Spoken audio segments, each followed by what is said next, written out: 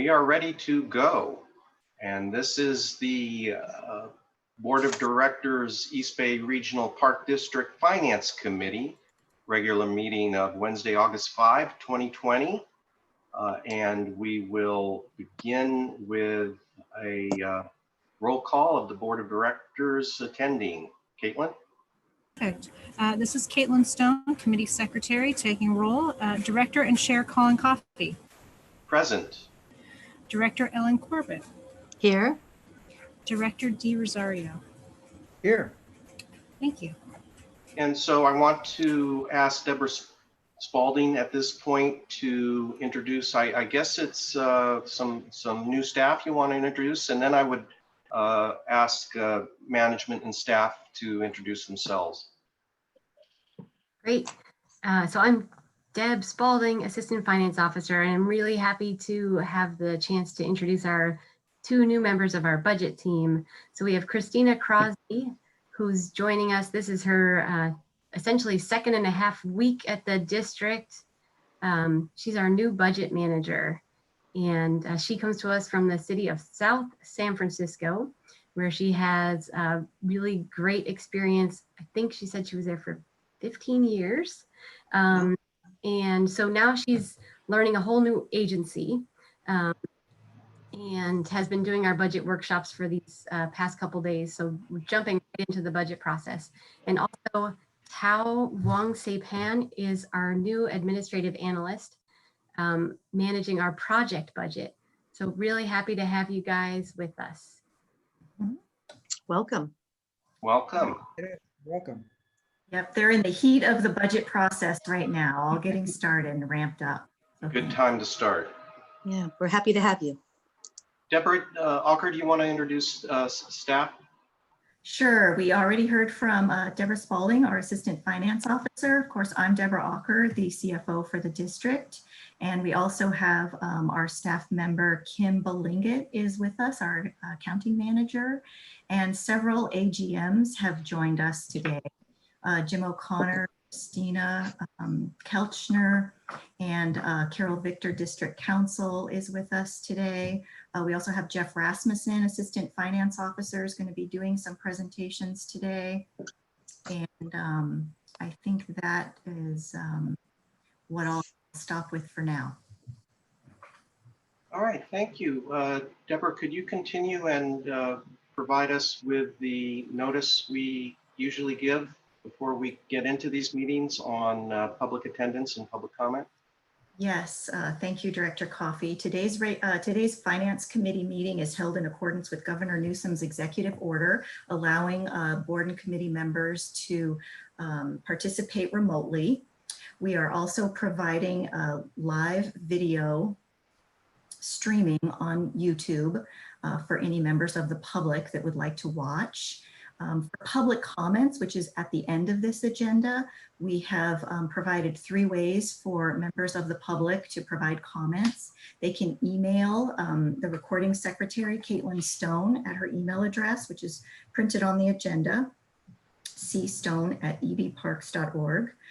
They can also leave a voicemail at the finance department phone number, 510-544-2400, and we will transcribe that and make sure committee members receive it. Or they can join this Zoom meeting and participate live to provide public comments to the board members. And so those will be at the end of this agenda. There's a public comment section. And as of now, we don't have anyone letting us know that they would like to make a public comment, and we don't have anything in writing or in voicemail at this time. And that's in general or on each agenda item? We don't have anyone requesting to make a public comment on anything on the agenda or during public comments at this time.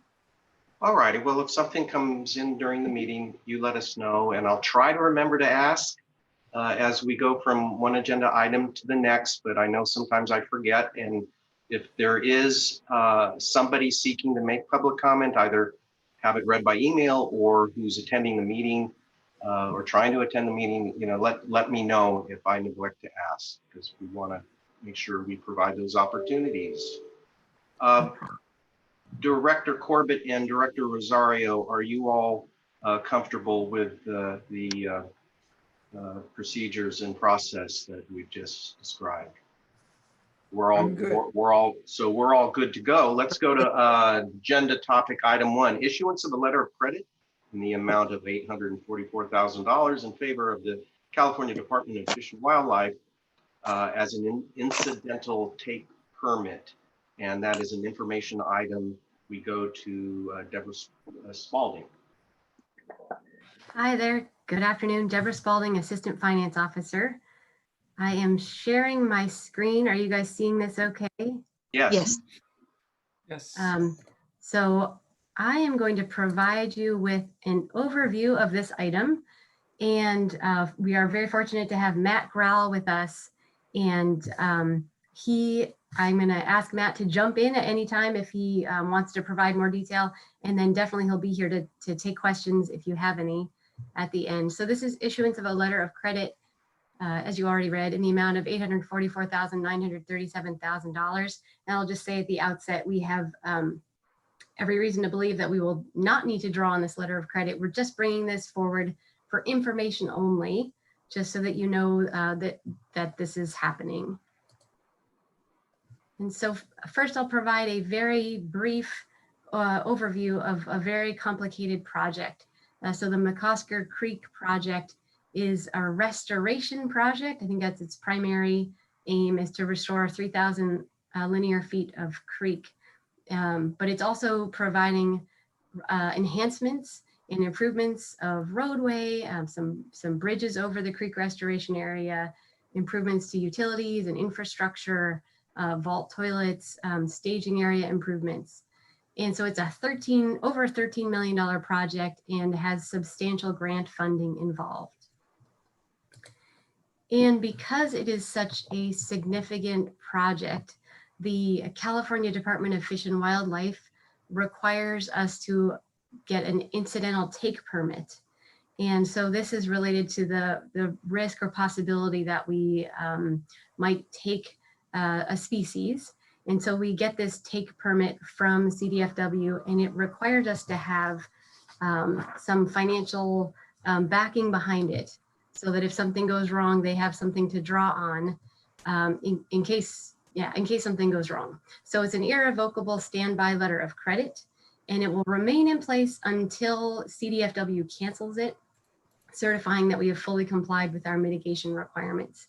This is actually our third letter of credit. We have 2 others for our fire fuels management plan and for Vargas. The expectation is that this letter of credit will be in place for just 1 year, but if necessary, it can be extended.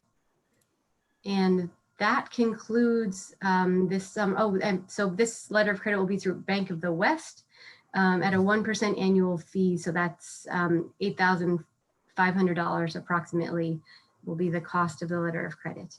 So that concludes the presentation, and I will open up to questions, or if Matt would like to add anything.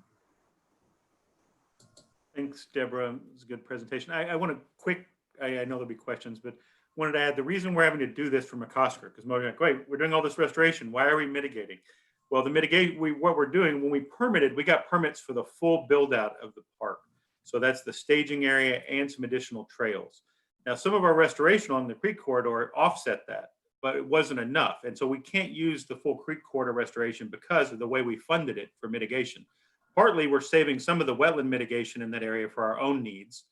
Other things, we got money from Caltrans and other grants that don't allow us to use the restoration piece as then mitigation for another impact outside of the restoration piece of it. So since we're doing trails and a staging area that are beyond, that are, have more impacts than what we're restoring on the property, that will have impacts to Alameda Whipsnake. So based on that, we have to set aside approximately 10.3 acres of property, which is approximately a 3-to-1 ratio.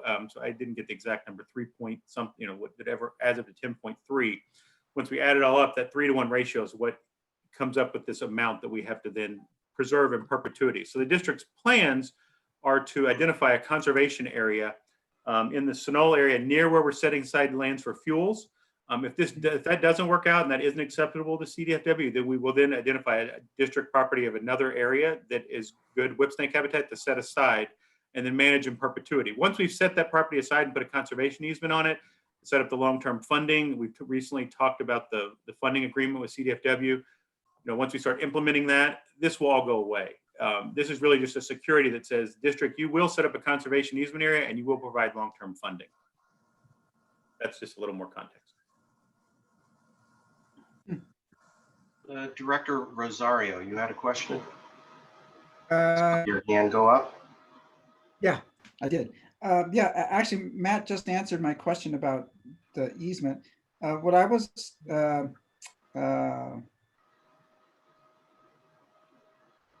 habitat mitigation at Sunol, in the language, it says, permanently setting aside other property. Does that, it doesn't matter if it's already parkland and already protected?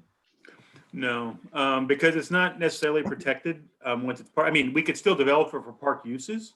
We could still put trails through there. We could still put a staging area on that property. We could still, do recreational uses through it. This will then prohibit that. Once we do this easement, and so we're very carefully when we're establishing these easement, looking one at the habitat values is the first thing, but second, looking is there a future need for a trail connection to the area, or is there some future operational reason we might need to use this property in the future? And so once we identify that those don't exist, then we can set aside and put the easement on that property.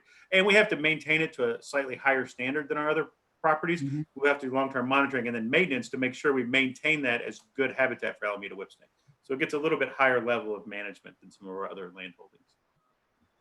Great, thank you. Director Corbett? I don't really have any questions, but I'm glad to see that we're moving ahead with this. And obviously it's very worthwhile to allow us to complete this major restoration.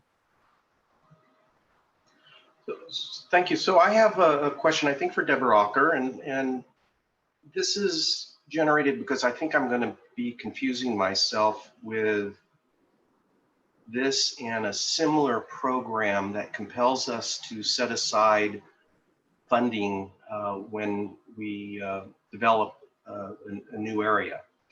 And I'm referring to that process by which we and I don't know how the formulas work, but I do know that we got some legislative relief to lessen the burden on us for that other program. And the difference, I think it serves similar purposes, but the difference is with that program, we actually escrow some money, actually put it aside, and it exists in a fund designed to cover if we don't fulfill our commitments when we take on new properties. So that's my loose understanding of that program, as opposed to this one where we're putting up a letter of credit. And I wondered if you could compare or contrast those programs, just because I know full well I'm going to confuse them in the future. Yeah. Matt wants to answer that. Yeah, I do want to answer because that's so that the other agreement is related to the long-term funding of the management of these properties. This initial part is just security to say you will set aside these properties and you will provide us long-term funding. I mean, this we're providing the security to basically our commitment that we will do the other things in the future. But really, it's about setting aside the appropriate land, setting up that management plan, and then that other money covers the long-term cost or ensures the long-term cost of that management. And I will just add that the first, the agreement that you're referring to, Director Coffey, the start of that was our fuels management program, and that we were required to come up with some kind of mitigation or something similar to this, but in perpetuity. And both of these kind of financing vehicles require that the agency has a way to dip into the money without us saying no. And so the letter of credit is one vehicle, but it's a very short-term vehicle that allows for that. And then the goal of fuels management program of what you're thinking of is something that has to last forever. And we have used not a letter of credit, but a similar type endowment using NIFWIF as the holder of the, how much did we set aside, Christina? About 300,000 right now, up to 500,000 is what the board resolution was, that we would set money aside in that, whereas the agencies still have the ability to come in if we have violated any of the terms of our agreement, and if we've already talked about it. I think one of the terms is that they have to work it out with us before they go to that fund. And so that is something that, as Matt said, is long-term in nature. Did you want to add anything, Christina? Just to add that, Colin, both of these programs address the same issue. It's funding assurance for the set-aside lands, which are the mitigation lands. So it's not the project cost itself. It's that set-aside requirement that we set aside lands. This is just the interim funding assurance before the long-term assurance kicks in. So it's like kind of like a performance bond or something. It just lasts a year or two until everything is settled and the longer term one is set up, if that helps. Okay, that's really helpful because it assures me that my confusion was justified, that they are related programs indeed. And what we're talking about is a short-term form of security that we're granting the state of California, as opposed to long-term security. And I do recall correctly that we were able to mitigate the potential of this long-term funding as security being a very large number, very large piece of cash that we might have to put away and never have access to. So we reduced that burden, and it's all part of the same process. So thank you. That clarifies that for me. I'll just add, you do recall that we did make an agreement with the agencies. Christina negotiated that, whereas their formula is for every project, you have to have a certain dollar amount, which would escalate into the millions. And we said, hey, let's just set it and put aside the maximum of 500,000 for now. And we're not going to escalate it based on every single project that comes forward. So that is the kind of unique agreement that the district entered into. Excellent. Thank you much. Directors, any further questions or comments before we move on? No. And there's been no submission of a request for public comment on this topic. So seeing none, then we'll move on to item 2, which is the June 30, 2020 investment report and portfolio review. An item for recommendation to the full board. Again, Deborah Spalding. All right. I'm sharing my screen again. Can you all see this? Yes. So this is our June 30th investment report and portfolio review. I will give a quick review of what is in one of the attachments in the report. And then I'm going to turn it over to Monique Spike, who's joining us from PFM. And she's going to go in more detail in reviewing our portfolio and also giving you some insight into the current investment environment. So first we'll look at the liquidity portfolio. So these are the funds that are readily convertible to cash or that already are cash and that or could be converted into cash without significant loss in value. So the big change between March 31st and June 30th is that we received our property taxes in April. And so you can see that our LAIF and our CAMP funds have gone up in slightly for LAIF and substantially for CAMP. We are maxing out LAIF. So LAIF has a $75 million cap. And so we're at that, essentially at that cap right now.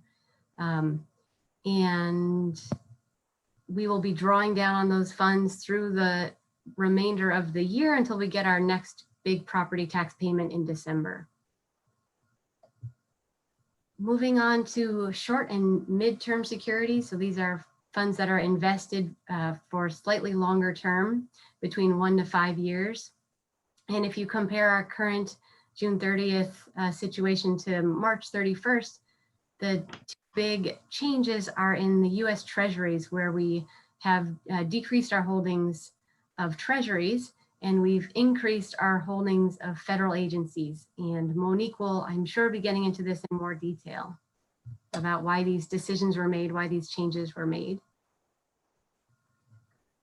And lastly, looking at district funds that are held in trusts for bond projects that are bond funded.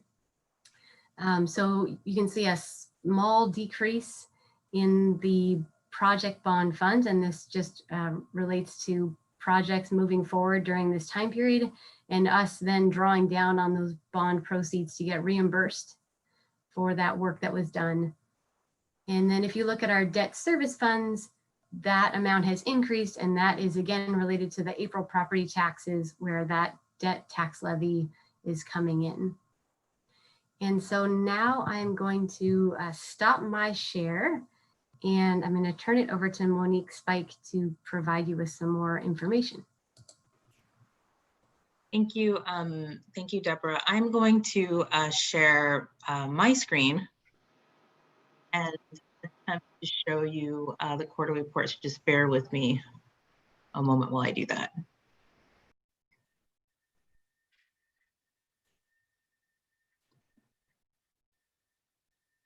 Okay. And nope. Sorry, I was sharing the wrong screen. Can everybody see this? Mm-hmm. Yes. Yes. Great, thank you. Thank you for bearing with me there. So it's been an unusual quarter in some respects and fairly typical given the circumstances in others. So I will start by going through a market update just to catch us all up with what's been going on. So, you know, similar to last quarter, I think the focus has really been the continued impact of COVID-19. And in a lot of ways, the market, like in all aspects of life, have really been focused on this. At the end of the second calendar quarter, confirmed cases of COVID exceeded 10 million worldwide, 25% of those cases, unfortunately, being in the United States, and 25% of the morbidity related to COVID also in the United States. The recent surge in US cases, quite frankly, I think took the attention of the markets towards the end of the second quarter, and certainly where we sit today, where a lot of focus has been on, you know, what the resurgence or the renewed focus in COVID cases means for the economy. At the start of the quarter, folks were thinking about reopening parts of the economy, allowing things like indoor dining, other you know, parks, zoos, you name it. Unfortunately, as the quarter progressed, a lot of those reopenings had been phased back. California being a prime example of that, with the governor scaling back some operations in certain parts of the economy, and also most recently school activities. Other states, of course, are seeing similar things. You know, Mississippi, I want to say, announced today that they were looking at scaling back some school openings. Florida, Nevada, Texas, some of the larger economies in the country. In terms of the financial markets, quarter over quarter, the yield environment hasn't changed much. You know, we're still in a very relatively low, very low interest rate stance. One of the good things in the second quarter has been the Fed's support of the bond market. I'll talk about that a little bit briefly. And then other, you know, I don't want to say random, but, you know, the equity markets had a substantial rebound in the second quarter, gaining back a substantial amount of what they lost in the first calendar quarter of the year. And even today, having a positive return year over year. Some would say that there are lots of pieces of the equity markets, tech, for example, is a good example, that are performing well, but I also think there's a lot of optimism from equity investors in terms of the ability to recover, the economy's ability to recover from the pandemic, also being encouraged by the Fed support of the markets. And then lastly, quite frankly, just having nowhere else to put funds, given how low interest rates are in general in fixed income markets. So what's keeping the Fed occupied, and what are we thinking about in general? The unemployment picture.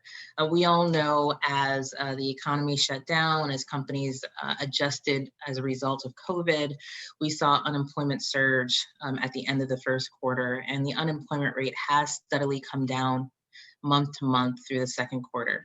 However, unemployment rate still stands at 11 as of June 30th, 11%, which is substantial. So still a lot of Americans unemployed.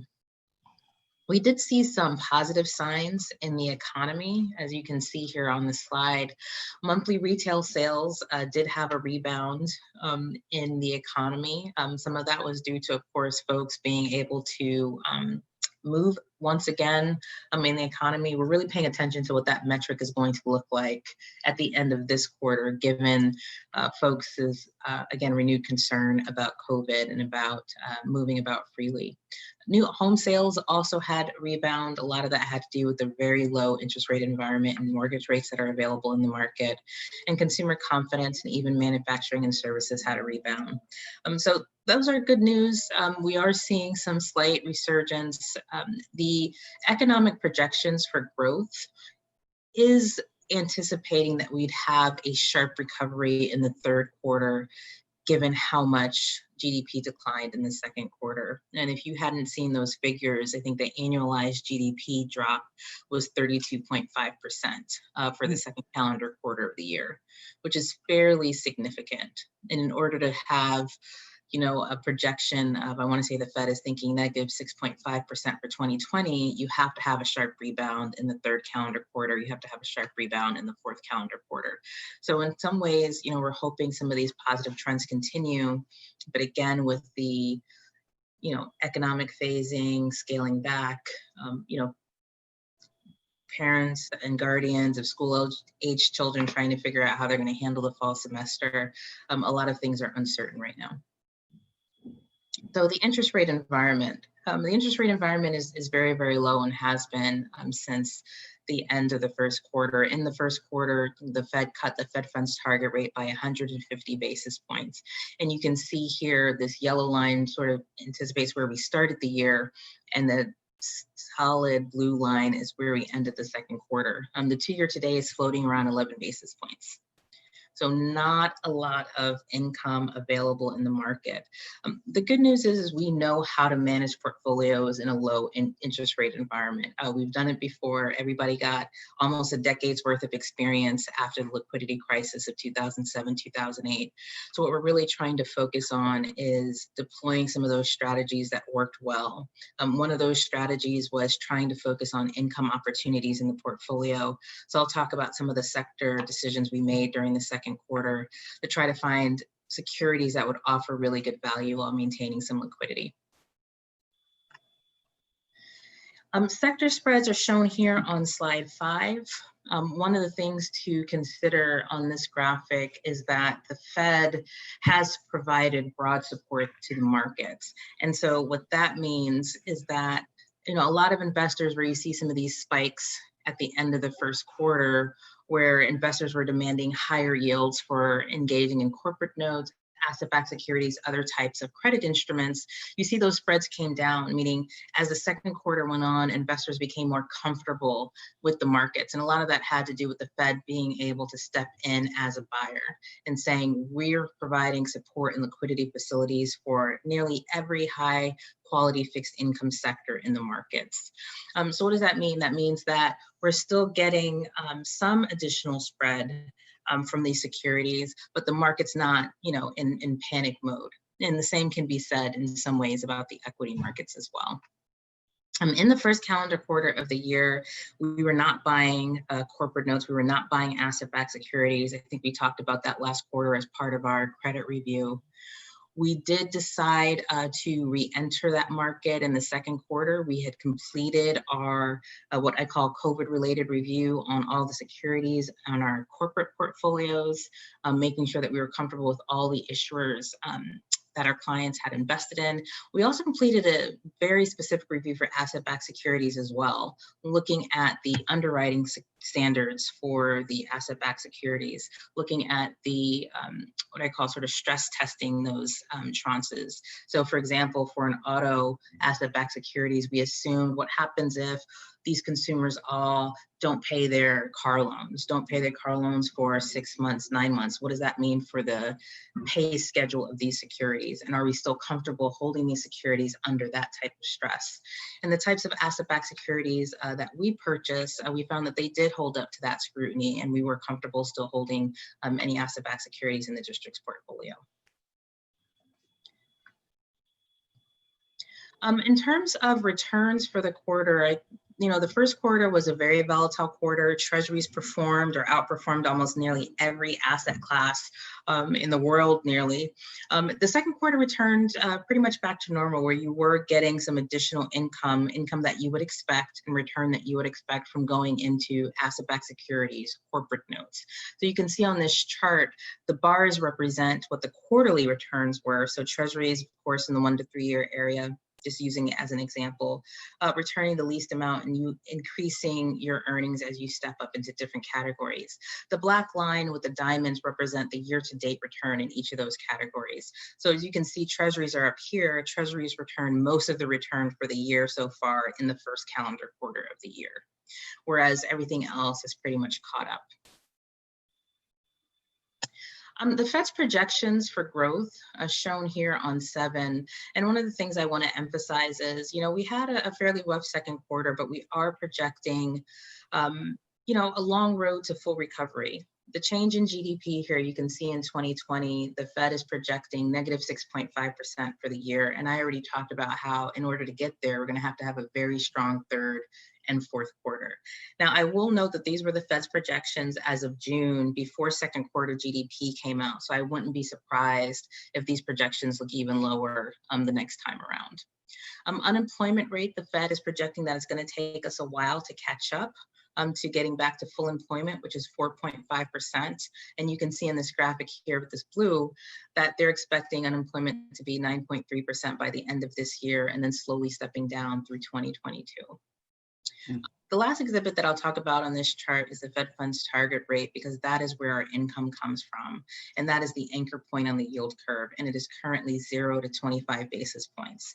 Now, the Fed is projecting in this chart here that they expect it to stay there through 2022.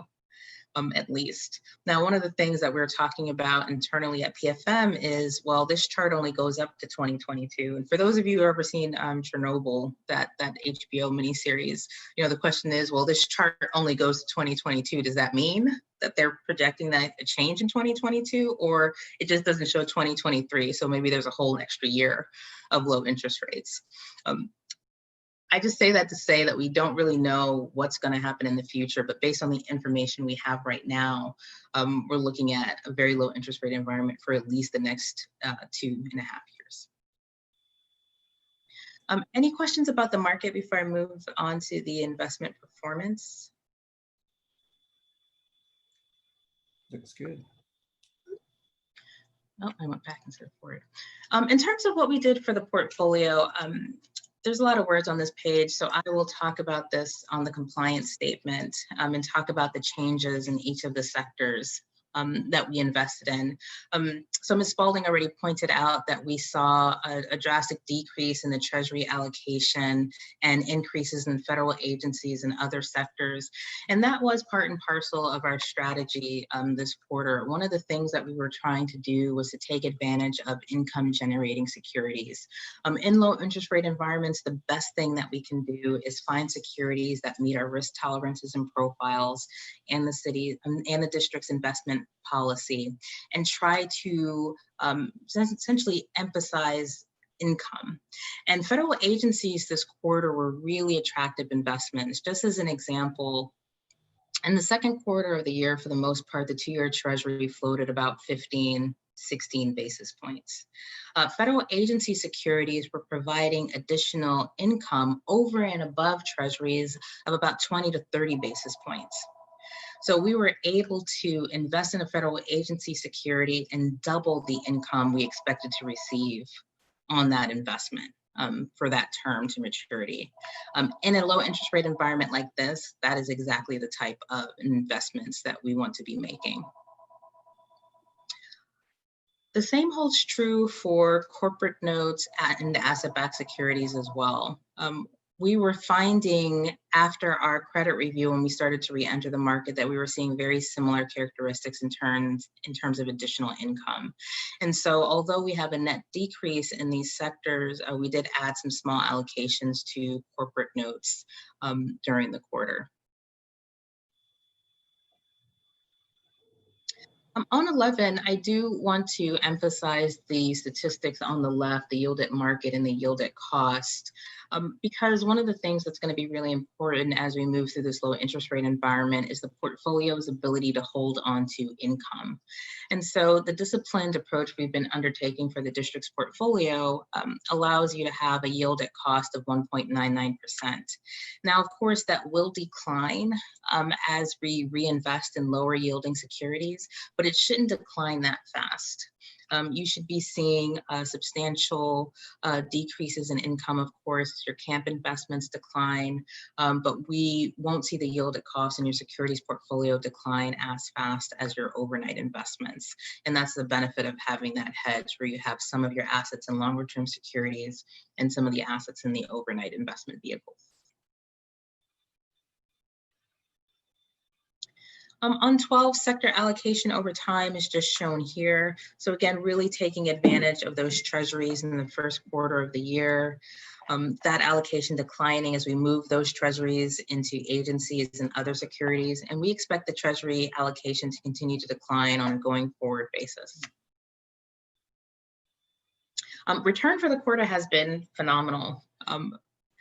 Second calendar quarter of the year, we returned 1.6% on a quarterly basis, so that's just quarterly return, and that versus the index has provided a return difference of 1.47%. Now we still have to make up that bad, horrible first quarter when treasuries were the best performing asset class. So we have a little bit of room to do that and a little bit of ways to go. Your benchmark right now is the 1 to 3 year treasury index. So we'll be working on that, but we're pretty happy with the performance to date. We are too. Income for the portfolio was 1.3 million on a real cash basis, 1.3 on amortized cost basis. Now, in terms of our strategy outlook on a going forward basis, as I mentioned, income is going to be king in this strategy. With interest rates as low as they are, again, the 2 years floating at 11 basis points today, there's not a lot of room to have price appreciation because as interest rates decline, the market value of securities goes up. So the best place to find return in the future is by providing income. So we're going to be looking for income opportunities. And we do anticipate the uncertainty in the market related to COVID. I think we're all in all different ways trying to figure out what COVID is going to mean in the long term. So in the face of that, we're going to continue to be cautious. We do like the corporate sector. As I said, we finished our COVID review of the corporate portfolio, the corporate securities in the portfolio, but we're going to continue to be cautious about those on a going forward basis. The asset-backed security allocation, we expect to remain stable. We'll slowly add some ABS if we find some with good income characteristics. And we're also looking at things like agency mortgage-backed securities and other securities. Again, just trying to find things that are offering income potential for the district's portfolio. Any questions about the strategy or outlook?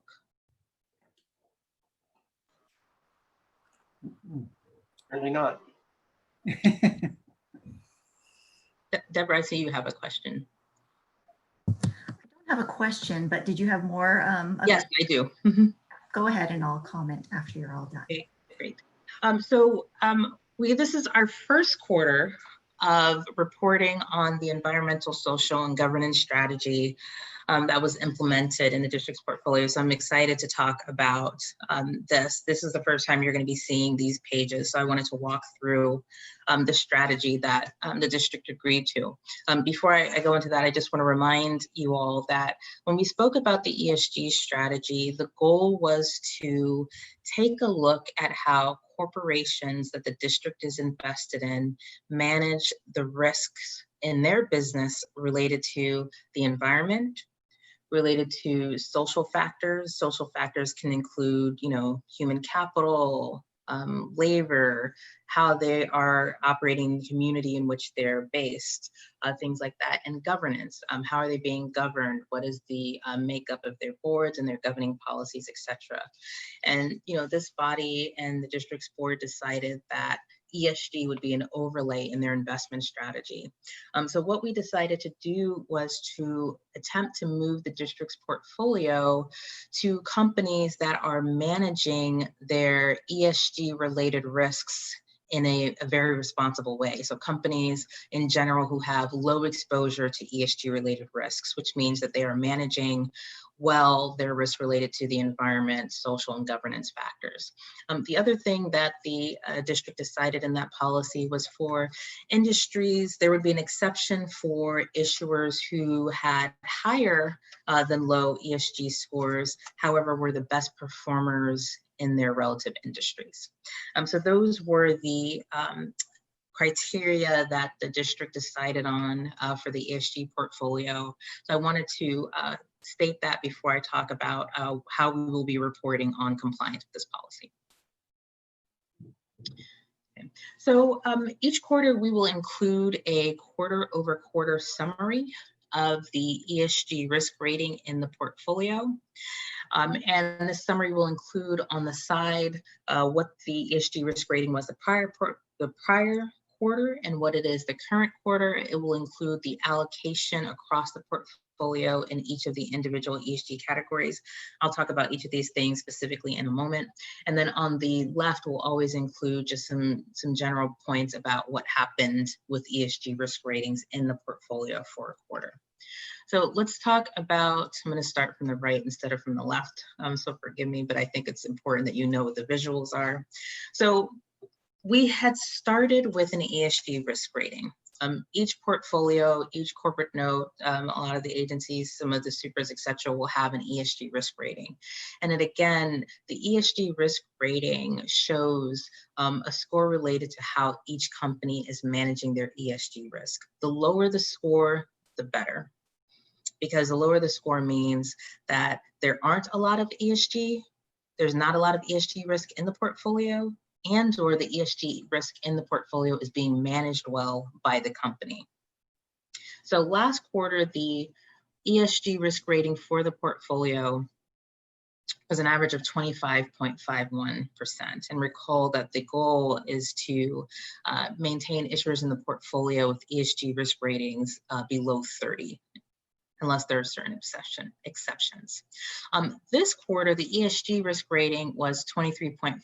So the average ESG risk was decreased moderately by 2.4 basis points quarter over quarter. And I'll talk about why that is in a moment. We also include the minimum ESG risk rating in the portfolio. So what is the lowest ESG risk rating score in the district's portfolio for the quarter? And conversely, what's the highest ESG risk rating in the district's portfolio? So this tells you as of 6/30, you had highest ESG risk in your portfolio of 41.85 and the lowest ESG risk in your portfolio of 8.24. The last exhibit, visual exhibit on this page shows essentially how those are allocated. So issuers in your portfolio that have ESG ratings that are severe. So severe is sort of the highest. High risk ratings, medium. So, the medium and then low. And again, the district is targeting issuers in this low category on a going forward basis. And then you have some issuers who have negligible ESG risk ratings.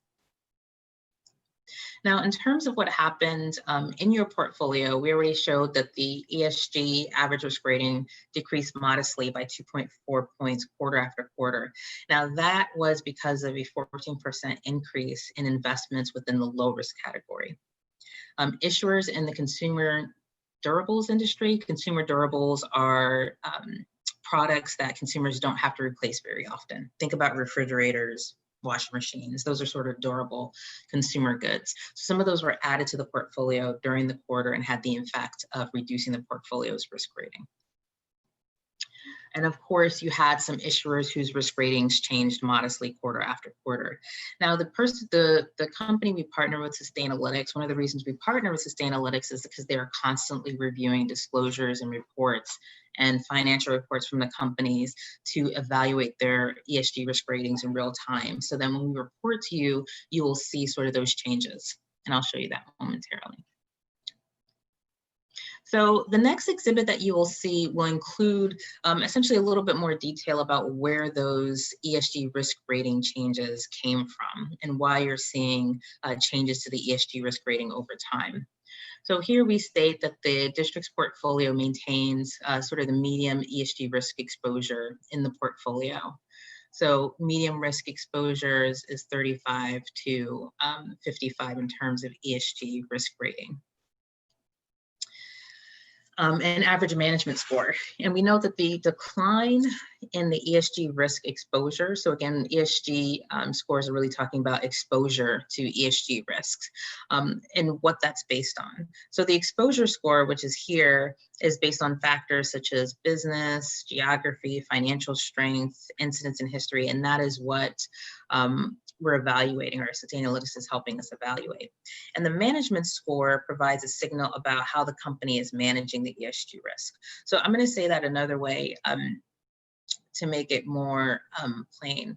The ESG risk itself is a total risk, and contained in that total risk is what we call unmanageable risk.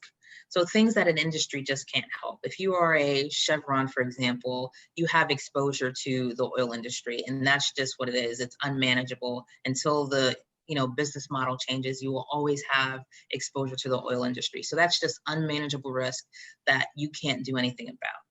But then there's also manageable risk. How are you refining that oil? How are you working in the community? How are you ensuring that there aren't things like oil spills, etc.? Those are called manageable risks. And the manageable risk is computed in a number of ways. You're either, as management, managing it, so handling it, taking care of it, or you're not, and there's a management gap. So those two things combined, the manageable risk and the unmanageable risk, equal your total ESG score.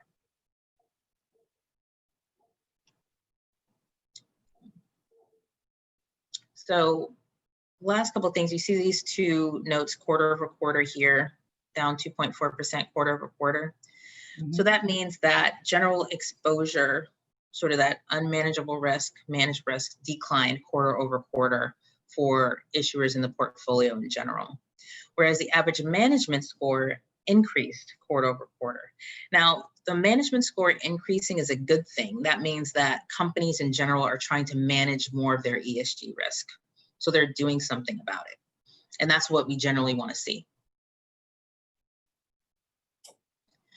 Other things that will include is where the risk ratings are and what industries you're exposed to. I think this is a really nice exhibit. I think, when we talk about the issuers in the portfolio, we tend not to break them down into the industries that you're exposed to. But this exhibit shows what industries the district's portfolio is generally exposed to. And you can see that the average risk rating is 23.56% across all your industries. But this also tells you where you're seeing the most risk in the portfolio, and it's from your aerospace and defense, some pharmaceuticals, industrial conglomerates, etc. The last types of exhibits we'll include is giving you a very detailed assessment of where each issuer in the portfolio stands on their ESG related risk and their percentage in that portfolio as it relates to the ESG score in general. So you'll see the issuer, the Sustainalytics industry that they're classified in, the percentage again related to the score, the risk rating for the quarter, the prior quarter, and the change in the risk rating. So recall, negative numbers here in the change category are positive. The lower the score, the better. So if you see negative changes, that means that the company is doing better.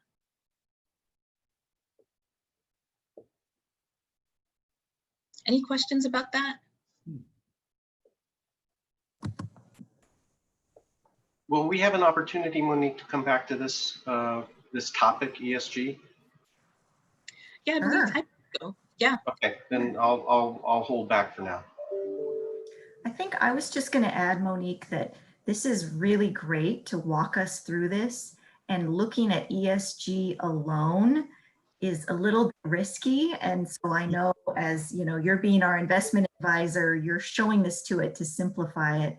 But PFM is also looking at credit rating and yield and liquidity and all of those things. And this is kind of a result of those types of decision making. So in some ways, I would want the committee members to also look at the other part of the handout, the other part of the packet that lists the credit rating and whatever the yield is as a balancing of this data. Yeah, no, absolutely. You know, we will say that the ESG is an overlay to the process. The district's primary goals continue to be safety, liquidity, and yield. So when we evaluate issuers for potential inclusion in the portfolio, we first make sure that they meet our credit criteria. So nobody even gets on the list unless we feel comfortable that holding that investment is a fiduciary responsible decision in the portfolio. And then we don't think about buying it unless it's offering good income characteristics and we think it'll positively contribute to the return on the portfolio. From there, we ask the question if it meets your ESG criteria. You know, does it fall with an ESG score for new purchases, generally below 30, or if it doesn't, then does it meet that top industry performer? Great. Thank you for completing that circle for us. It doesn't hurt to keep saying that. Oh no, you're welcome. Any other questions? This was my last formal slide. Okay. I just wanted to say that appreciate your thoroughness in your presentation, and also making it very simple. I was able to follow it all the way through. You're welcome, Director Rosario. And I just wanted to add, I'm so happy we're doing this, and thank you for taking it through us so we can feel better about some of our investments. It's a really good thing to be doing this. Thank you so much. You're welcome. Thank you, Director Corbett.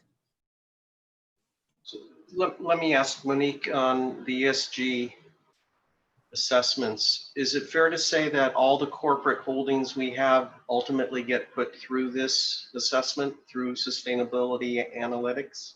Yes. So there isn't some category of investments we make into corporate bonds that end up not actually going through this process? No, and the Right. changes that were made to the investment policy specify that any corporates we purchase have to go through this ESG analysis. Excellent. I'm curious, and I'm going to probably repeat something I said or asked when this was first presented, and that is the very nature of this assessment has to be somewhat subjective. It would be very hard to go into this on an objective level because, you know, all of us tend to have similar, all of us being, you know, East Bay Regional Park directors and managers who share values and concepts of environmental justice, social justice and all. It's kind of a neat thing about us all working together here, but there are other parts of the country and other organizations that might not share the same values and might actually run the same data through on a given company and rate it much differently than we would. So I'm going to ask something I've asked them before. How do we keep up on the process and criteria by which Sustain Analytics is using? I remember I was concerned, and I know my colleagues are, about the role of how these corporations treat their workforce, which is incredibly subjective. I mean, we have an entirely different view of that than colleagues might have in other parts of the country in terms of assessing workforce values. And so I was very interested in how that was a factor and how these companies were run through that particular aspect of their operations, workforce values. And I think it still may be of value for us to get to see firsthand their work. In other words, show their work, somehow give us a handful of their companies. Chevron's a great example because Chevron might be a very good investment. Chevron this month might be taking on some very progressive attempts to change its model, as you're suggesting, in doing business. Maybe it's looking away from fossil fuel development. And, you know, Chevron could become a different company, and we might want to track that. And someday, not in the foreseeable future, invest in Chevron. You know, but and companies like Walmart change over time. wouldn't want to invest in Walmart. And I'm hoping this process makes it clear that Walmart doesn't show up in our portfolio the way it did several years ago. But I just would like to know through actual an actual display, a description of how this company goes, assesses a given corporation and see for our own eyes how they're assessing Walmart, how they're assessing Chevron, how they're assessing Tesla. You know, there's in my mind, the only way to really be comfortable with how this company is evaluating these companies is to actually see how they do it sometimes. It's just a thought. It's not for today, obviously, and maybe not for an actual meeting. Just I bet you they issue some kind of report where they actually display for you and your firm the actual assessments that they're applying to companies. That would be useful for me to look at every once in a while. Okay, I'll make a note of that, Director Coffey, and follow up with staff on the best way to approach that. Is it reasonable? I mean, there's a way to approach this. No, I think what you're asking essentially is, you know, can I get some insight into the methodology? You know. Yeah, that's a better way to put it. Yeah. I'm a So bit long-winded, but that was it. In my short notes, like, can we get some insight into the methodology used? You know, and I think you made some really good points in terms of, you know, the human capital aspect. You know, I would presume, I believe this is correct, that, you know, Sustainalytics sort of treats certain things like governance the same for every industry, but the way they evaluate an environmental score may be different for the oil industry than it would be for the retail industry, for example. So I think coming back to some specifics on methodology, as you mentioned, would be helpful, and I do think we can accomplish that. Yeah, and everything's going to be weighted, right? I mean, for our organization, we really don't want to be into a company that's into fossil fuels. It's just, you know, if you have to rate or put a weight on the values that we have and the ethics that we pursue, that's huge, right? So we have to see how that works, how our particular vantage point syncs with how this company does it. So I'd just like to look closer at that at some point. Thank you. Certainly, you're welcome. Ellen has a question. So with the data that you're showing us, it does show that there can be change, that corporations can change. Do we see any trends? Is it something, do we see the people going more towards, you know, the justice, you know, the social justice environmental model? Do we see that happening? And do we see it in any particular sectors where there might be, you know, change and growth in that area, in that direction? Yeah, no, that's a good question. I mean, the whole premise behind ESG investing is that you essentially, you know, force companies to disclose more information about how they're handling these risks. And as you all know, you know, when you start keeping score, when you start keeping track of things, you start behaving differently. So the idea is that essentially, as we keep scores, we keep track, companies start disclosing more, then essentially they start changing their behavior. So, you know, we're encouraged by all of the declines in the ESG risk ratings for these companies.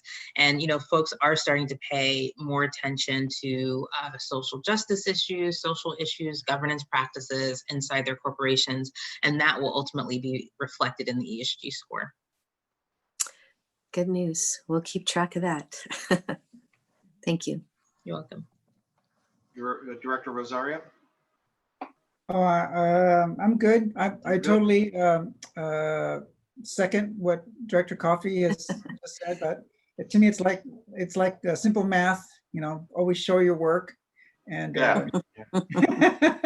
so, yeah, that would be much appreciated. But I really appreciate the effort that PFM has, and you in particular, Monique, have taken into taking our investments seriously and following the wishes of the board. It's great.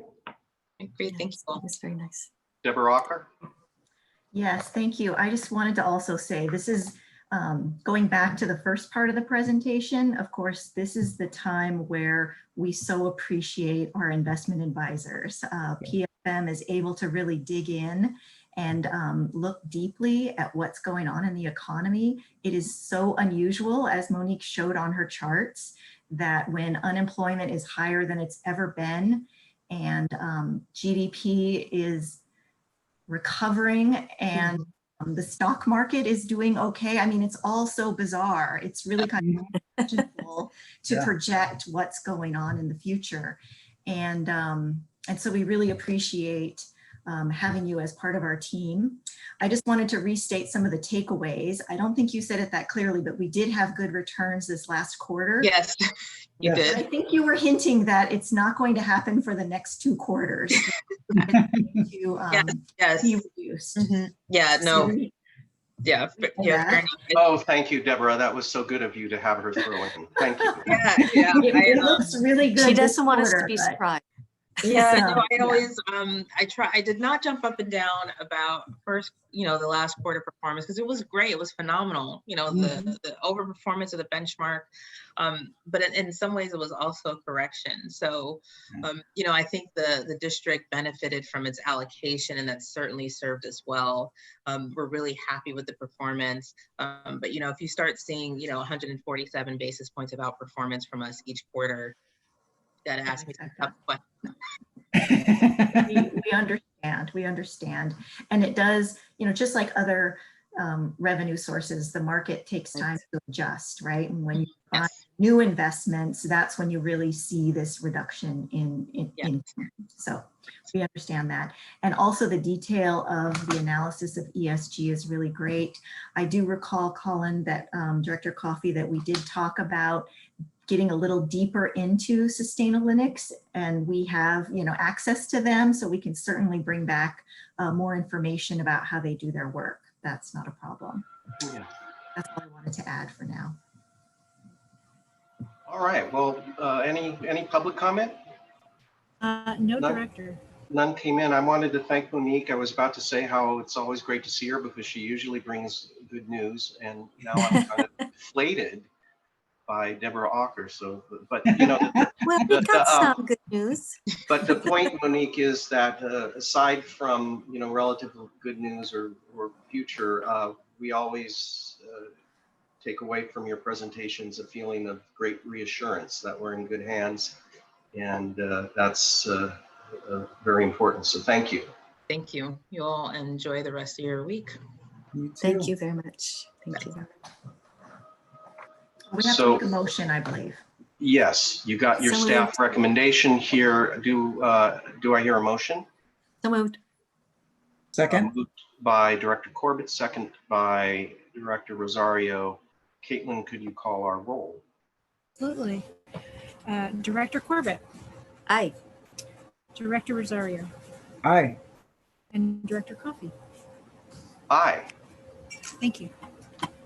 So unanimous in favor of the recommendation as proposed by staff. Item number 3, second quarter 2020 general fund financial reports. Who's presenting? Great. We have Kim Belingit is our accounting manager. You haven't seen her in the last couple of quarters. She was working feverishly on the audit, but Kim really is the master of all of this, all these accounting numbers. So she's going to present the second quarter for us today. Thank you, Kim. And this is also an item for recommendation to the full board. That is correct. Thank you. Again, I'm Kimberly, the accounting manager, and I'd like to share my screen at this time. Oops. Sorry.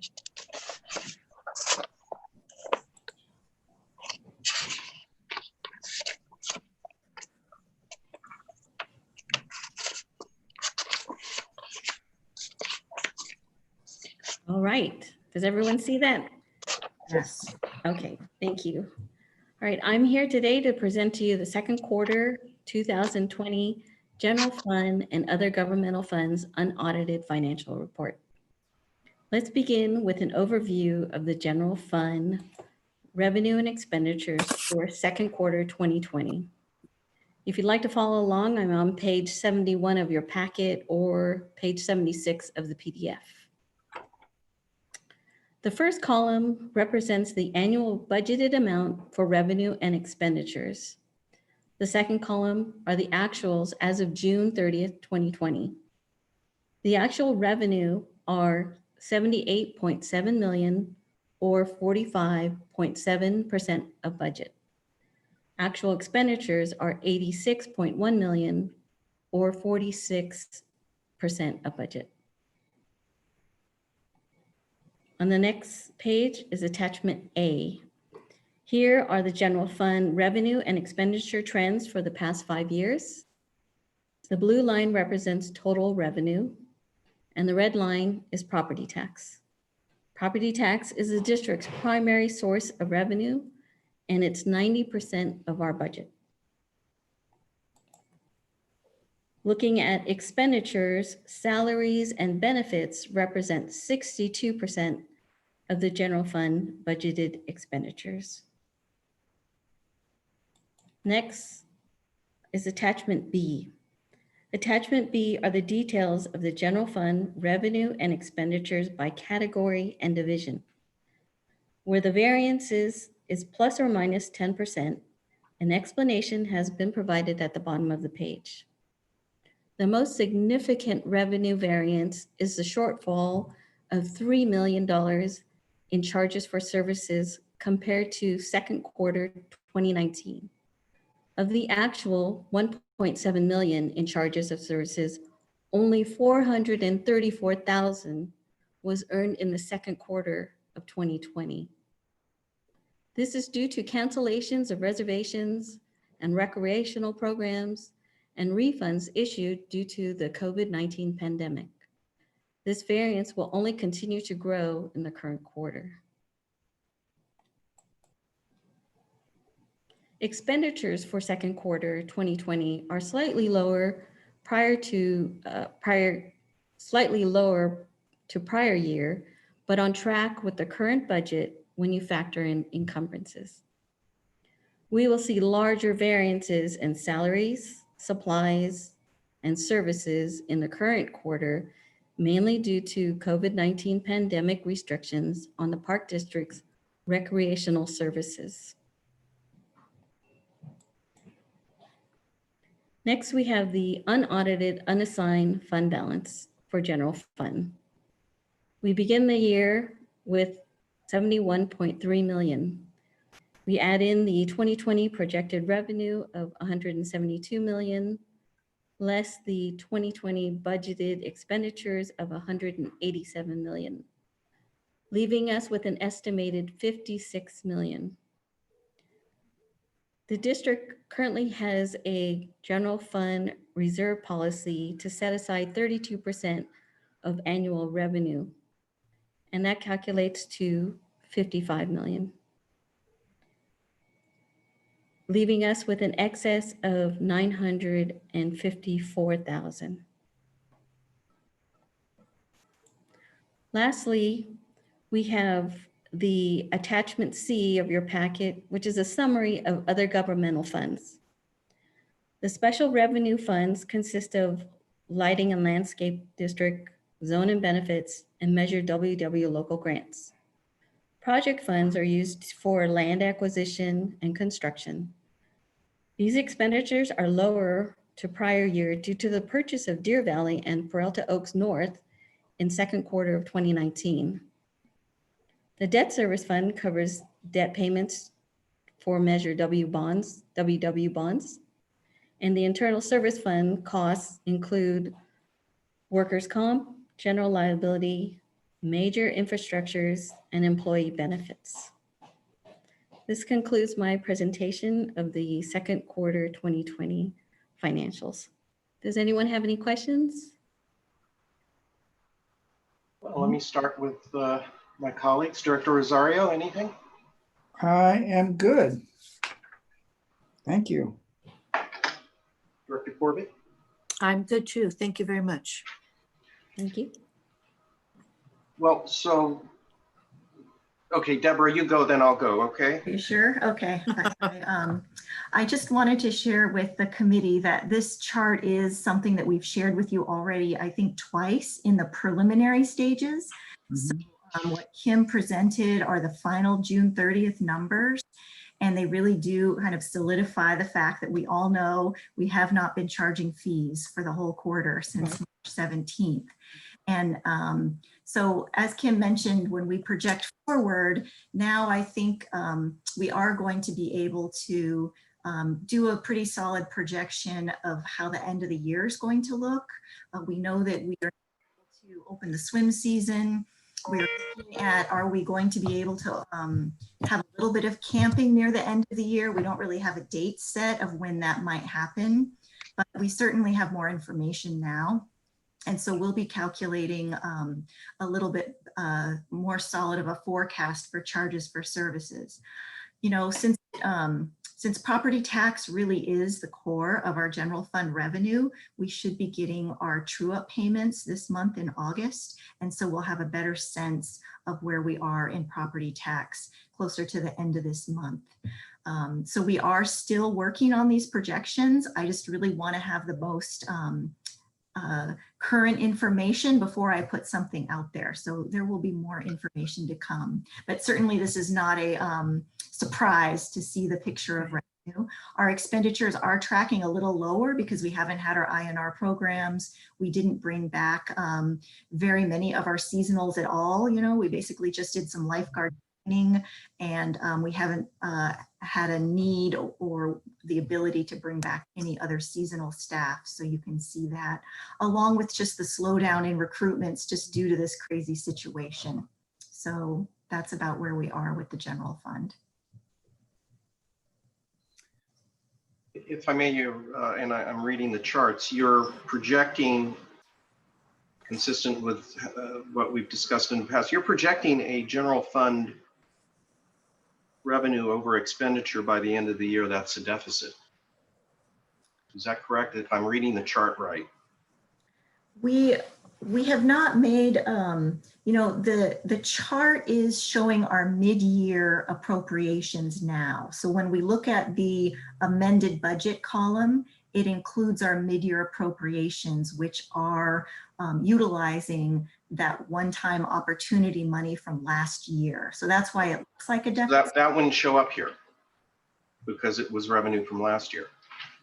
All right, then what is showing up here is you're projecting an ending fund balance this year of a little less than 1 million as opposed to last year at 16 million. With our preliminary, I guess is what I'm saying is this information is still fairly preliminary because we just got our June 30th results. When I come back to you next month, I will likely be amending our revenue projections down.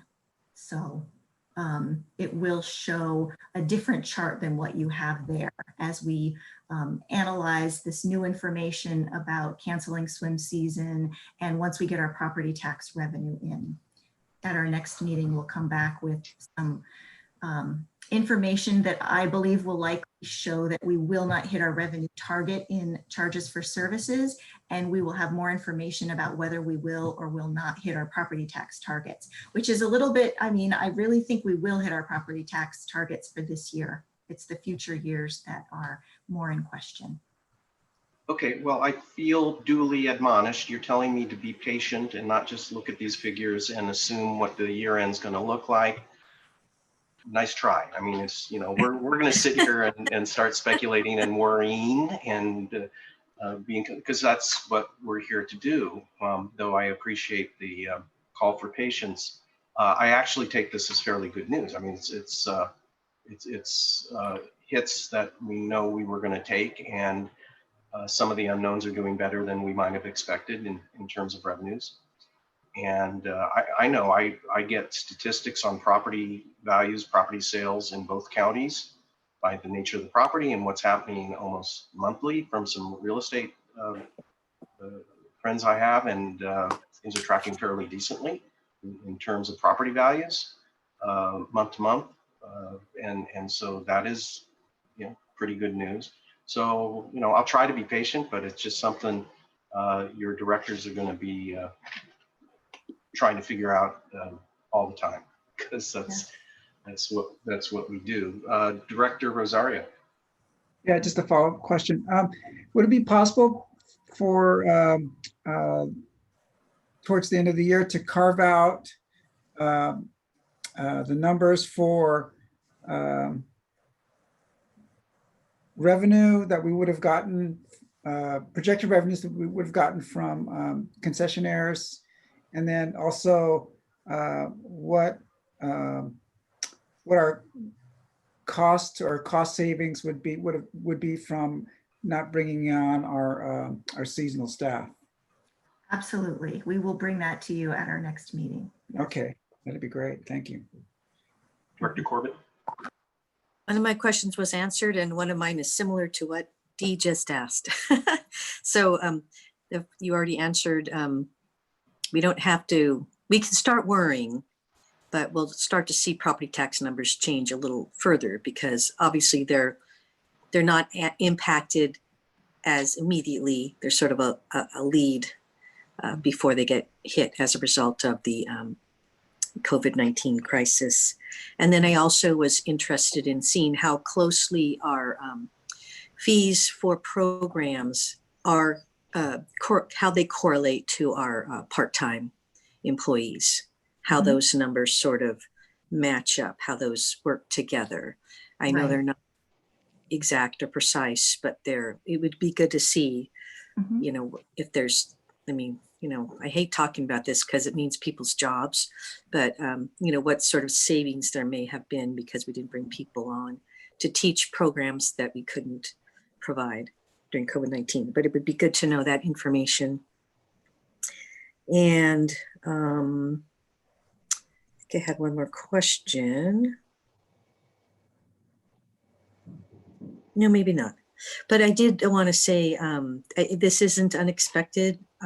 Obviously, we all know what's been going on the last few months, but thank you, Deborah, and thank you, Kim, for making it very clear for us and very transparent so we can start thinking about how to be prepared when the time comes when we have to figure out how we have to make changes based on this. But hopefully,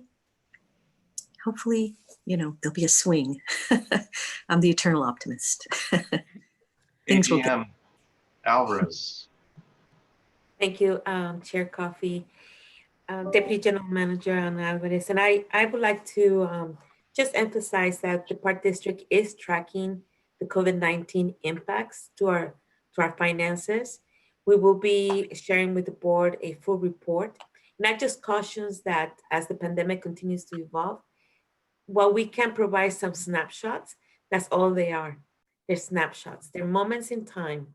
And we will understand better what did happen here as we get further down the pandemic. And then also just to let you know that the Park District did in fact brought aboard in lifeguard services, 90 lifeguards. They were hired, they were onboarded, they were trained, and we were just waiting to get the green light from the public health agencies to be able to conduct the swim season. And we just were not able to get there. So we did hire seasonal staff and they did work to a certain extent, but we were not able to get the swim season going as we had hoped to, even even adapting the swim season to our reality today. And so that's important to know because we take very seriously the responsibility to continue to harvest a pool of talent, seasonal folks that continue to contribute to our ability to deliver services. Yes.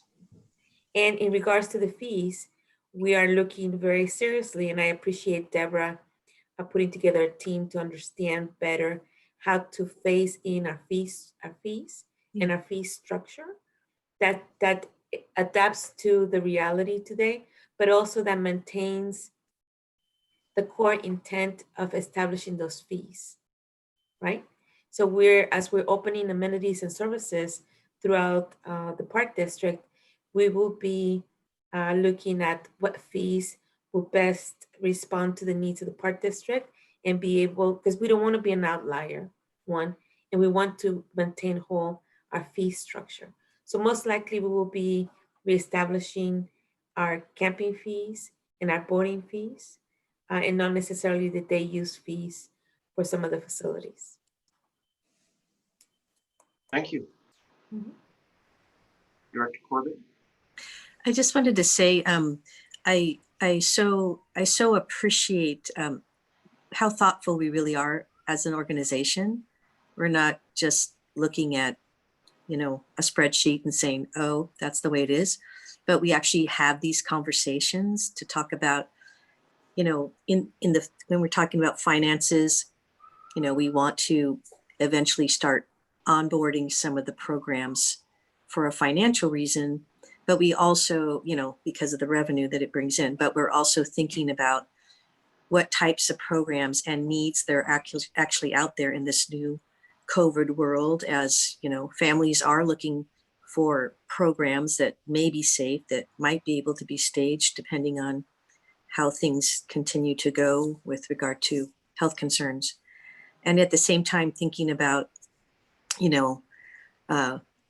where we should charge fees or not, and what the level of fees should be, because obviously there's economic impacts going on out in the world beyond us as well that impact people's ability to, pay a parking fee at the parking lot or something like that. So I just appreciate this balance that we always seem to have of the, the dollars and cents, the very serious, responsible discussions around that.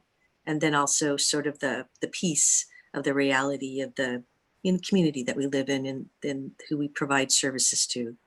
It's a nice place to be. So thank you for that. Thank you, Director Rosario.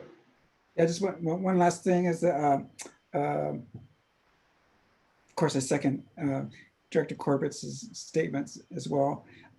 One of the reasons I'm looking at, one look at how much money we would have saved from not bringing on a seasonals is that, I'm hopeful that we get back to normal, but if not, there might be a possibility we could look at that number and we could say we can maybe possibly afford to bring those people back at a different purpose, repurpose those workers to do something else out in the field, of course, in conjunction with AFSCME 2428.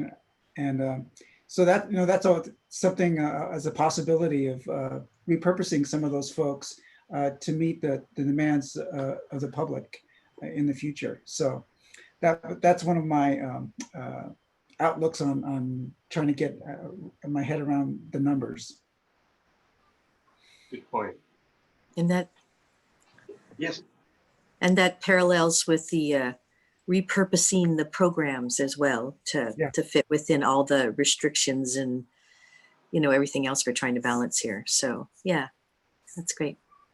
Well, that reminds me, I think I noticed some of our ISAs are back on board because I saw some digital programming from ISAs.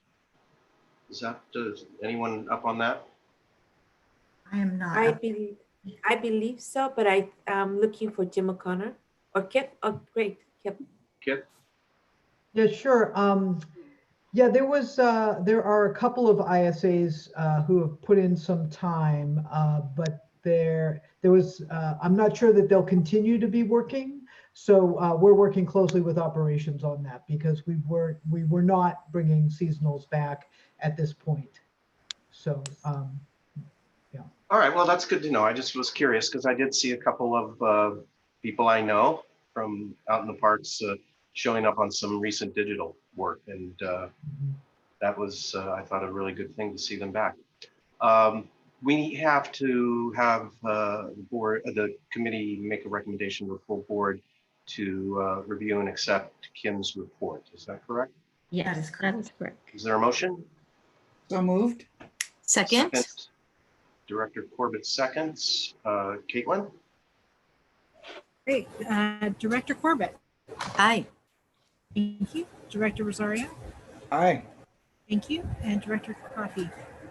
Aye. So that's unanimous. And we're going to move on. I apologize, Ellen. I was going to hope that we'd get CC and FF in before you had to leave, but maybe you'll be able to come back. If you, I'm going to leave. It probably will not be very long. Yeah. So you have the ability to hold the roll open and I can come back. I'll probably be back before you finish. Well, I was thinking we could do, if they're related, they're both by Jeff. We could do them both together essentially and hold off on action on both of them until perhaps you're back. Yeah. Oh, actually, that's great. And then I can just come on in and listen to the presentation when I come back. I won't be gone for very long. I Yeah, that's what I promise. was thinking. Thank you. Okay, thank you. I'll be back. See you all later. Okay. So if that makes sense, Deborah and Jeff, we could move into 4 and then move into 5 and hold off on the board recommendations on both until the end of both presentations on CC and FF. They're obviously going to be related, and hopefully Ellen could be back at that point. So with that, Deborah, do you want to introduce Jeff for this one? Number Sure, 4 and number I'll 5. introduce. Both of these items are annual items that come before the Finance Committee and the Board of Directors. The main reason they come forward so many times is because they're the funding for Measure CC and Measure FF are voter approved, and the ordinance that was approved by the voters does talk about setting up an expenditure plan annually that will then be implemented as part of the budget. So the full Board of Directors saw this information once in the board workshop, and Jeff has had the opportunity to present it to the PAC, and now it's coming to the Finance Committee for any detailed questions or refinements. We're always refining everything right up until we put it into the budget. So we have the opportunity to answer any questions or get any feedback from you.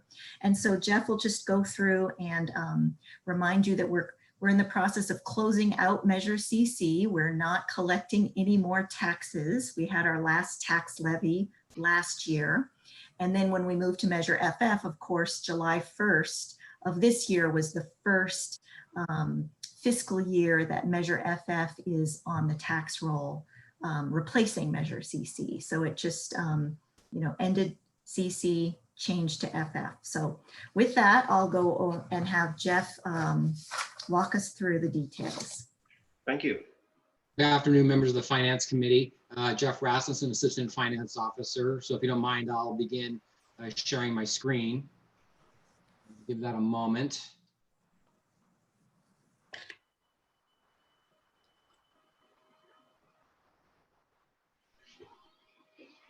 There you go. Can everyone see my screen?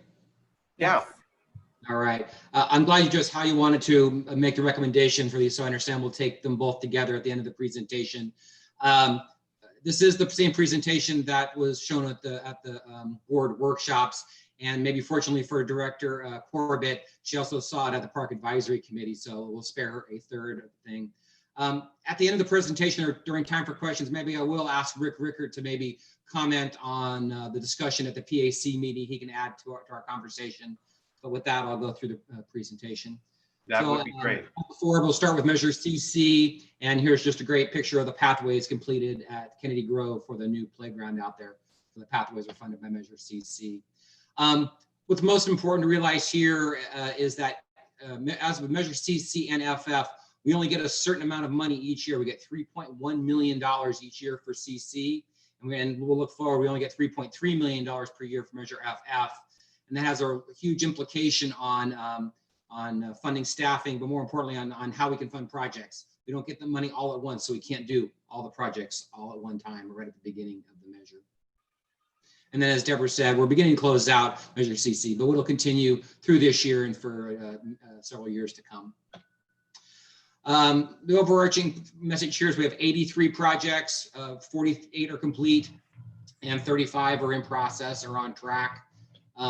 This slide's pretty helpful to me in the fact that we're 85% spent and complete and 15% left to go. Here's a list of completed projects that we went through in pretty good detail at the workshops. And here's a great picture of the pond restorations at the Tilden EEC. What's probably most noteworthy here about operational projects at the bottom of the slide is that we've had some operational projects go over budget. It's hard to plan 15 years of operations in advance. So there are some projects at Alameda Point, Stonebrae, Crab Cove Visitor Center, and we hope to fund those overages with additional revenue, unexpected revenue that we had in the program, and use some of that revenue to fund those overages on this longstanding program. And just as though Crab Cove is one of our premier operational projects for Measure CC. What's most important here at the bottom of the slide is two issues. One, we do have two priority projects, which I'll show you slides for in a moment. And then also we'll be coming back to you in the 2021 budget process to ask the board to modify the project description for Claremont Canyon from repairing the landslide to removing of the park office and septic system. The landslide doesn't need to be repaired. We can get in there without repairing the landslide. And we really need to get out this broken down old former park office and get the septic system out of the creek. And what's important about that is then we can clear the way for potential park access, which really was the original intent of Measure CC. So we'll be bringing that back to you as part of the 2021 budget process for formal approval by the board. Formal modification. So here's two of the important projects left in CC to really be completed. And the first is the track removal at Miller Knox, from Miller Knox to Keller Beach, and install the Bay Trail through that area. And then another priority project is the Point Mulati SF Bay Trail.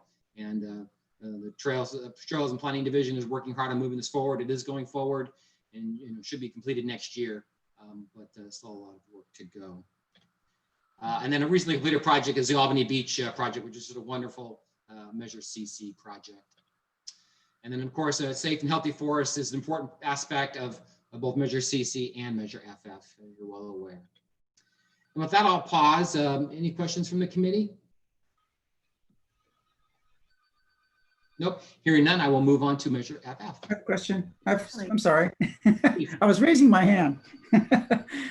Jeff, there's a possibility of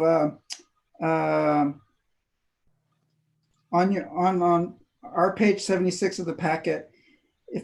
Would it be possible to your description under number 1 funding status doesn't quite match the your chart that's above the descriptive paragraph. For instance, in the graph it shows $39.871 million plus $1 million, but in the funding status paragraph it says 41.8, and then also it mentions in the paragraph 4.9 remains unexpended, but it also in the chart it shows it as 6.9. So if you can make the change so that your descriptive paragraph matches the diagram or the exhibit, that would be very helpful. I appreciate that. We will make that change. Thanks for finding that. And then just a question on regarding on page 77, there was staff, the last sentence, and for number 3, it says staff proposes funding these needs from accumulated interest and tax revenues more than expectations, which are projected to total over $1 million. Would that be, is that funded from the mid-year general fund surplus, or is it coming from somewhere else? Go ahead, Deborah. So when Measure CC was approved, it was based on number of residential units, and came up with the $3.1 million on average. Well, additional residential units have been added over the 15 years. And so there's more revenue than was originally projected. And also there might have been some interest accumulated on any of the fund balances over the 15 years that are adding up to that estimated $1 million. So that's why we're seeing additional revenue. It doesn't have anything to do with the general fund. Okay, so that interest money is funding staff operational costs that are seen as overruns. Is that correct? We're using that as the first draw. We're using that operational need for the first draw. And if there's any excess beyond that, then we would allocate that into other projects so that all of the Measure CC money was utilized within the zone for things that were appropriate. So okay. anything left over would become a little bit of extra contingency available. Okay. And then if another regarding the reserve fund, if there's a shortfall, couldn't we use money out of the reserve fund to cover some of those operational costs that if there is no overrun in operational costs? Yes, if Measure CC didn't cover all the staffing needs, then yes, we would have the opportunity to appropriate general fund for those staff members. Okay, great. And then, yeah, that's it. Thank you. All right. If there are no other questions, I will move on to Measure FF. Very good. Thank you. All right. So here are Measure FF. So different than CCFF is estimated to accumulate $3.3 million per year. But over the next 20 years of residential growth, that may change, and that would be an estimate. And just reminding the committee, some of the focuses of FF include public safety, wildfire protection, environmental conservation, facility improvements, environmental education, green transportation, and staffing for 1.59 FTEs.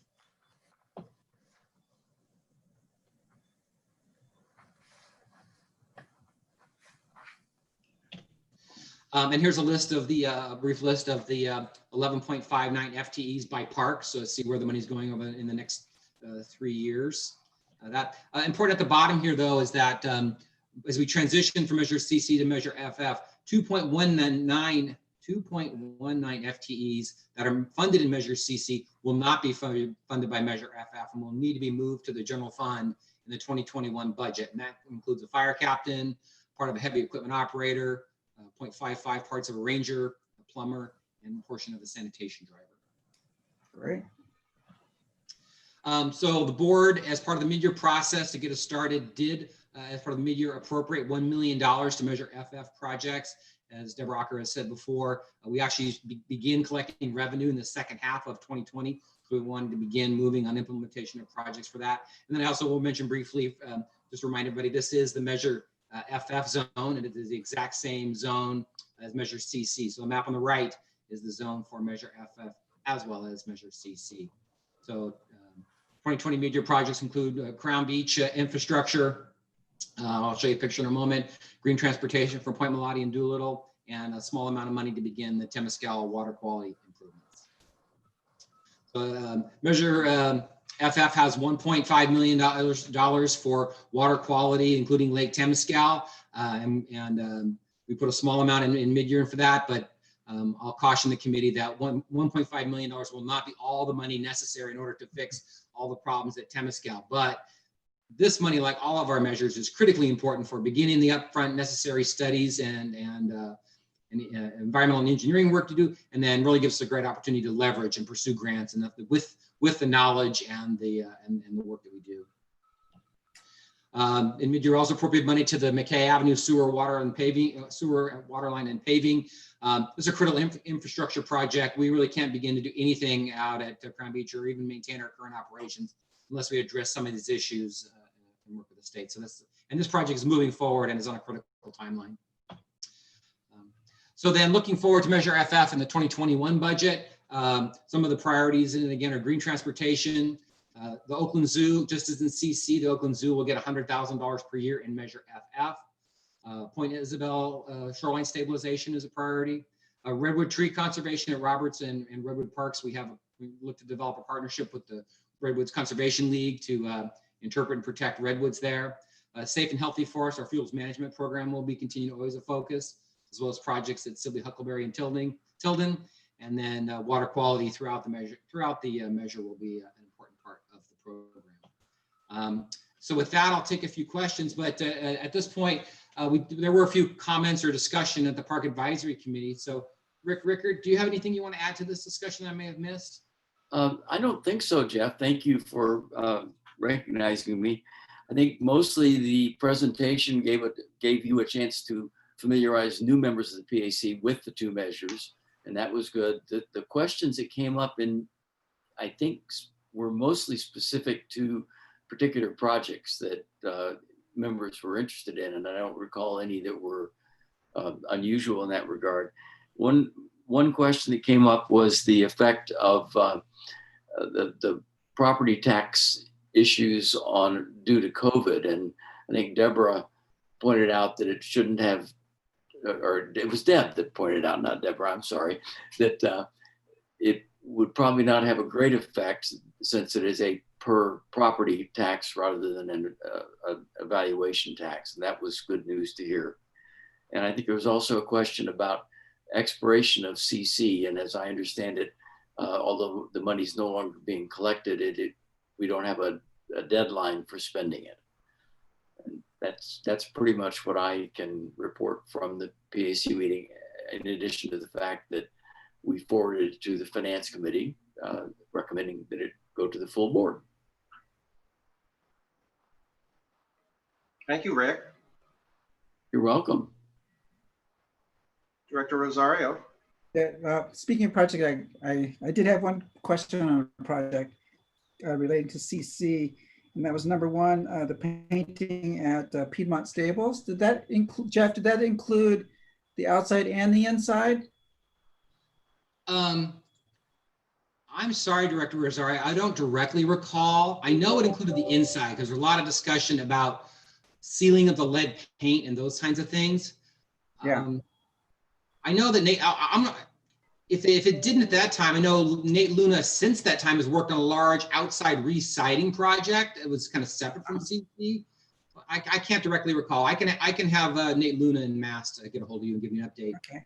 Well, the reason I ask about the Piedmont Stables is because, as you know, that paint that they put on there on the interior failed almost immediately, and it's been that way forever. It's so it peeled. It started peeling within a month, and it's been in that condition since I left. So it doesn't look very good. I'll ask Kelly Barrington and Nate Luna to get back to you on that one. Great. Thank you. That's it. Thank you very much. All right. Deborah Alker, is there any closing comment on the Measure CC and Measure FF recommendations? I will talk slowly. Maybe you have a question as well. Yeah, you know, I've been watching to see if Director Corbett reappears. I'm willing to try to kill time a little, but don't want to hold everybody up. So if there's anything to add, and I'll again ask if we have any public comment. No, I think the only thing I'll just repeat what Jeff said is for this first year of Measure FF, really it's about setting up all of the staffing, right? There's a big commitment in Measure FF for staffing, the operational areas. And so that it'll be the first year of transitioning that.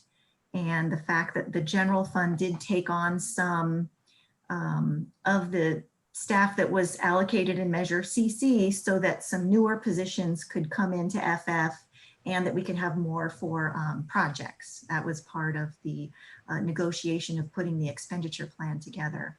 So since we get about, we only get 3.3 million next year, it's a baby step towards the whole initiative, putting that forward.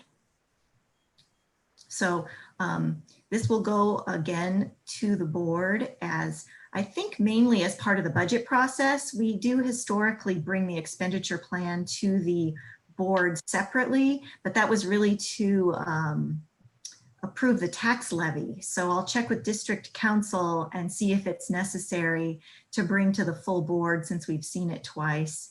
And it'll certainly be part of the budget when we go forward. So that's all I have. All right, that all makes sense. I think Dr. Deputy General Manager Alvarez. Thank you, Director Coffey.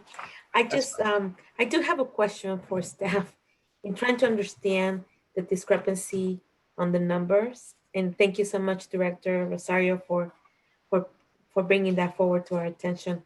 I want to understand why the difference. So what constitutes the difference?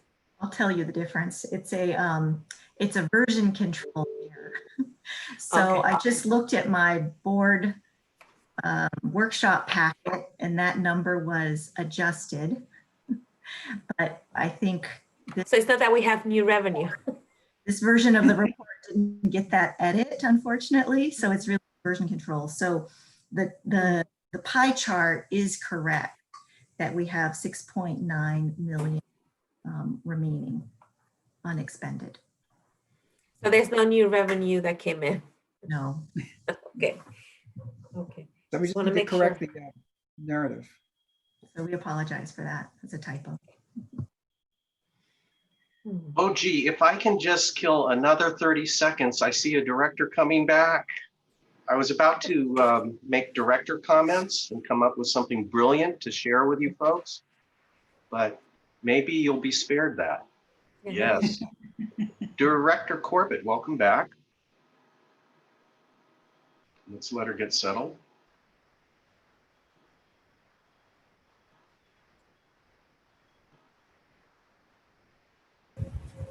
Finished our 2 presentations, and so if the directors are ready for a motion, we can take a motion on both items, the Measure CC item and the Measure FF item. So Ellen, we got the presentations on the budget and spending plan recommendations from staff on both CC and FF as presented in your board packet.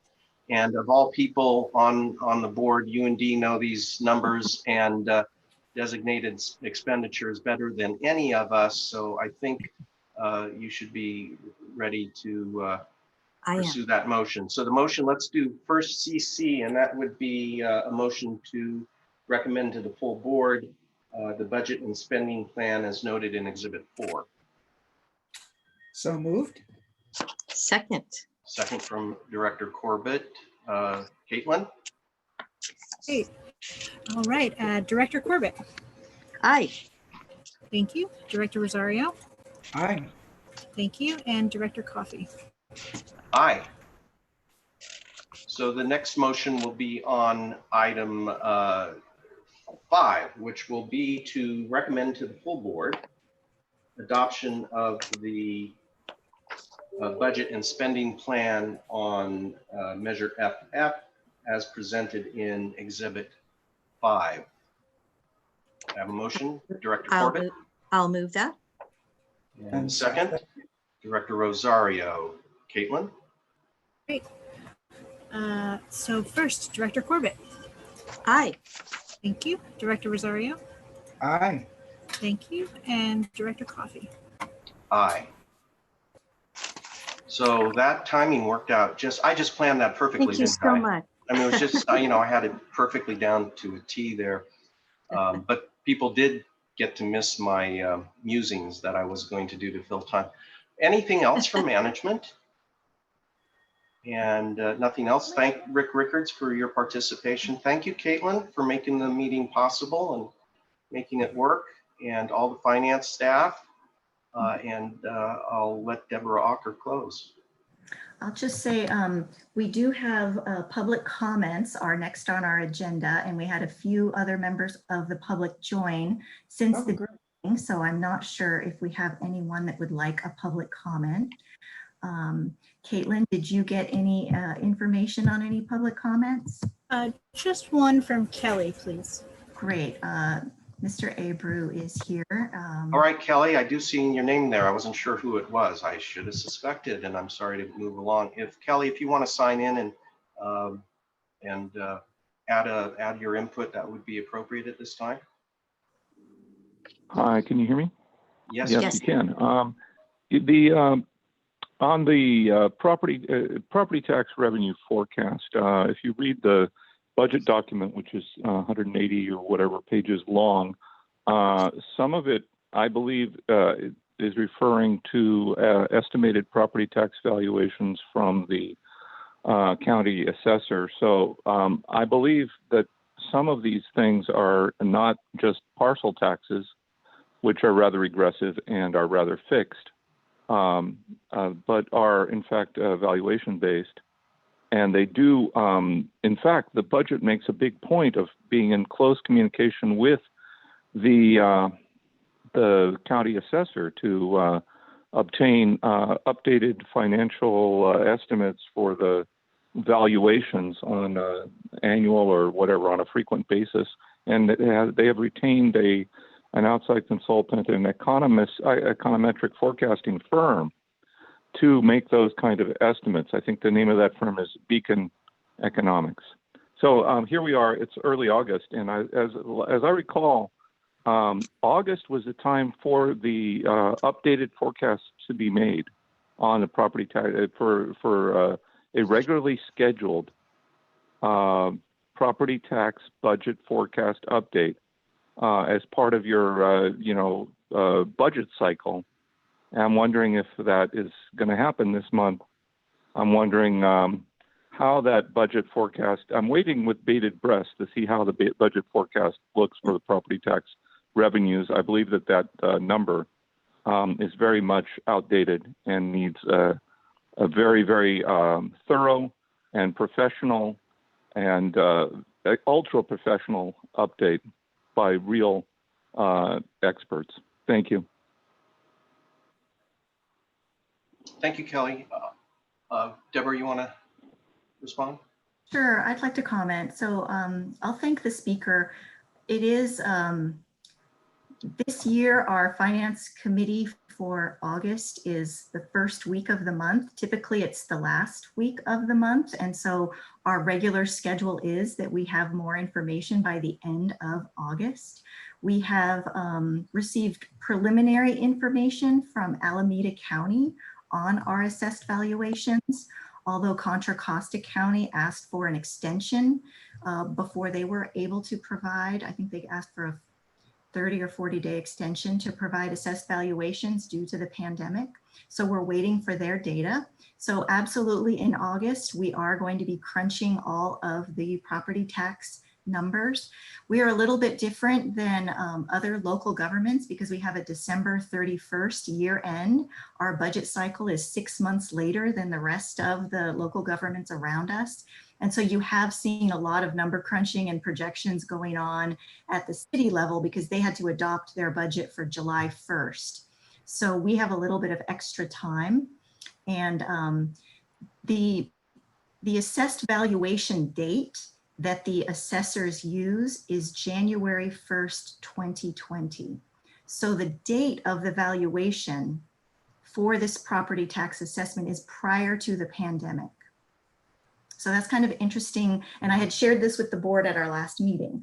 So even though we're waiting with bated breath to see what are these assessed valuation numbers, they are not going to reflect any of the changes from the pandemic. And so as they set the roll for the next fiscal year, it's based on January 1st, 2020 AVs. And that's what we're getting from the assessor. We typically get it in mid-August, and then we crunch the numbers and get it ready for the next budget year. So I just want to have the opportunity to share that scheduling with you. I don't really feel like we're behind. I feel like we're on track. We really never get the information prior to August from the counties. That's their regular schedule. So that's what we're working on. And I appreciate the board members sharing that they are patiently awaiting for that forecast information, and we will have it at our next scheduled meeting, if not prior. Thank you, Deborah. Director Corbett. I would just say that we know you're sharing everything with us, and we know you're not hiding anything from us. And we are kind of patiently waiting. But we know you're giving us everything that you have, so we appreciate that. That's all I wanted to comment. Yeah, and for myself, as I mentioned earlier, I take a lot of comfort in just looking at the monthly sales of what's happening to property values in Contra Costa and Alameda by breakdown: residential, single-family homes, luxury homes, condos, luxury condos, and there's a bit of downturn in some areas in Alameda County. Generally, things are going up in Contra Costa County, and they're balancing each other off. So I take some comfort in the idea that as of last month, property values are generally holding throughout the two counties, at least balancing each other off where there's up and where there's down in values. And, that would be different than if what we saw in 2008 was a pretty precipitous crash in property values. And we will be working with the counties. One of the biggest risks before us is the appeals process that the county goes through. So annually they do have part of their requirements is that they accept appeals on assessed valuations. Commercial properties will likely be filing a lot of appeals, and they'll have to go through and do reassessments for all of those commercial properties. Thank you. Closing remarks by directors before we adjourn. I'll start with something. I really appreciate the thoroughness of the financial reports, including PFMs. I'm always amazed at how clear everything is. And then also, I just wanted on another note, we're talking about possibly opening things up, but I hope we continue to go slow. I don't know if you heard there was a CDC highlight just recently of YMCA camps that opened in Georgia for 4 weeks, and 44% of those participants came back with COVID-19. So it's it's pretty scary numbers from the kids all the way up to the counselors. So we'll continue on, and I appreciate our thoroughness and our discipline in holding conducting our business in conjunction with our health departments. So thank you so much for the finance department. You guys are great. You guys rock. They do indeed. I agree with everything he just said. Ditto. That's my remarks. Absolutely. So Staff appreciates hearing that. Thank you. We appreciate you. Absolutely. Thank you. So we will adjourn this meeting and close the meeting. And Anna, I'll see you in a couple minutes.